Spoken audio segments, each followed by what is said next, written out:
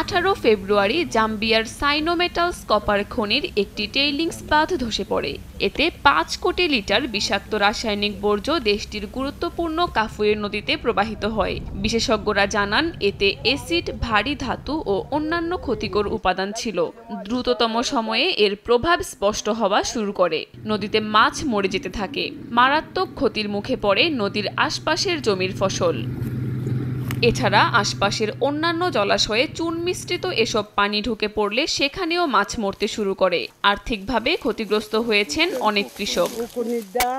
পরিবেশবিদরা এই ঘটনাকে বিপর্যয় বলে অভিহিত করেছেন। বিশেষজ্ঞদের মতে এই দূষণের প্রভাব শুধু আশপাশের অঞ্চলের মধ্যেই সীমাবদ্ধ থাকবে না, পুরো ইকোসিস্টেমের ওপর দীর্ঘমেয়াদী প্রভাব ফেলবে এই ঘটনা।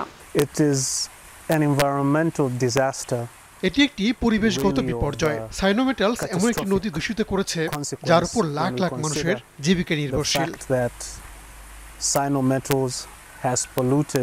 তবে কাজ শুরু হয়েছে ক্ষয়ক্ষতির পরিমাণ কমিয়ে আনার জন্য। এরই মধ্যে কাফুয়ে নদীর মাছ না খাওয়ার পরামর্শ দিয়েছে কর্তৃপক্ষ। খনি কর্তৃপক্ষ বলছে তারা বাঁধ মেরামত করে পরিস্থিতি নিয়ন্ত্রণে আনার চেষ্টা করছে। কাকুলি আখতার, সময় সংবাদ।